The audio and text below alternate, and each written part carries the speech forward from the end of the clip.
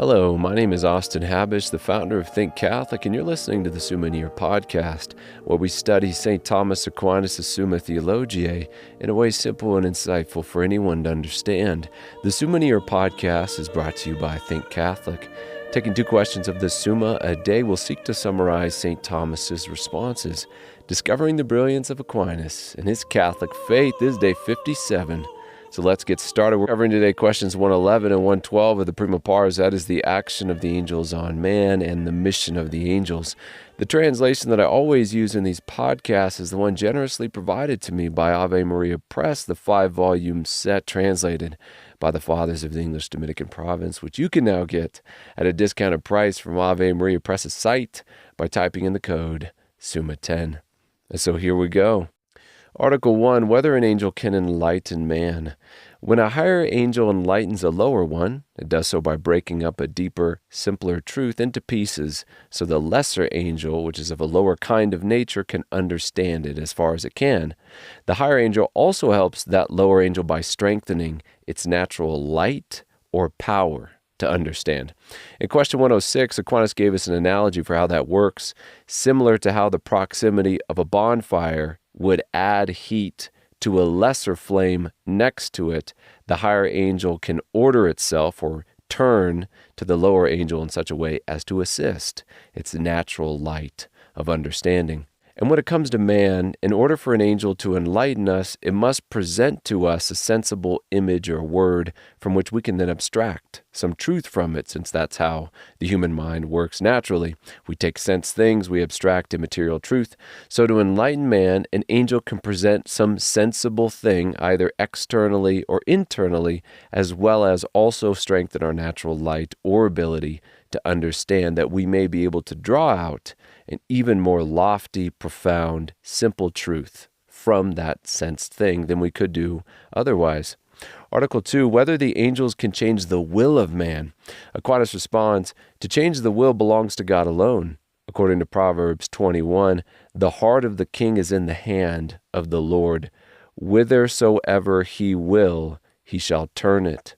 Our will wills the known good, and can will or not will anything short of goodness itself, since in seeing goodness itself, which is God, via the beatific vision, we will know certainly that our happiness is in God, and so will naturally will Him. So when it comes to the angels' effect on us, they cannot affect the will directly, like God, but indirectly by presenting some sensible good to us, which can then arouse our passions, which can then skew our resulting choice, or they can persuade us by presenting some good that is attractive to us. Article 3, whether an angel can change a man's imagination. We see in the Gospel of Matthew that the angel of God appeared to Joseph in a dream. It affected his imagination in such a way as to convey a message to him. Angels, according to Aquinas, although they cannot naturally give a man an imagined word or image which he does not already have, such as giving the experience of blue to the blind man, they can, by affecting the body, and the imagination is a power bound up with the body. That was episode 43. An angel can elicit in us those internal imagined words or images we already have stored or tucked away in sense memory. Beyond that, as we mentioned already, angels can strengthen the mind so as to allow us to apprehend some deeper, more penetrating truth shrouded in that imagined word or image. St. Thomas writes, an angel causing an imaginative vision sometimes enlightens the intellect at the same time, so that it knows what these images signify, and then there is not deception. But sometimes, by the angelic operation, the similitude of things only appear in the imagination. But neither then is deception caused by the angel, but by the defect in the intellect to whom such things appear. Thus neither was Christ a cause of deception when he spoke many things to the people in parables, which he did not explain to them. Article 4, whether an angel can change the human senses. Angels can affect the human senses by affecting the body, which houses the senses, as we have said.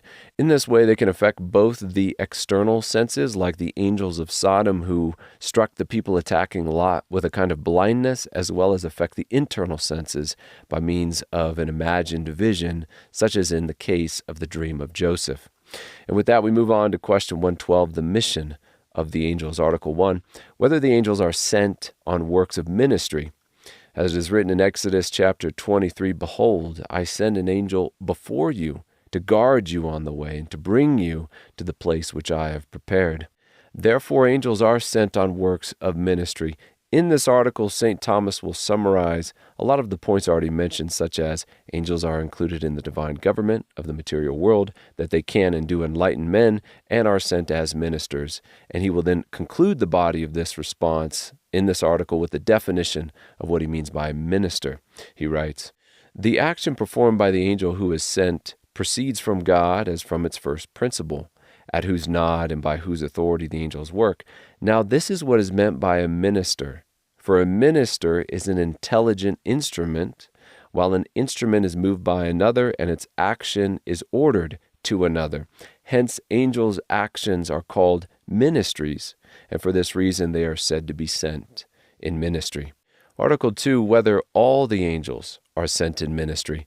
St. Thomas says no, because in the hierarchy of angels, which we covered in episode 55, the angels are quite varied in their relationship not only to one another, but also to the temporal realm. Seraphim, cherubim, and thrones at the very top are contemplating God. They are enlightening lower angels. But it won't be until the orders of the middle and lower hierarchy, dominions, virtues, powers, principalities, archangels, and angels, that Aquinas will speak about action as directed towards the government of the world.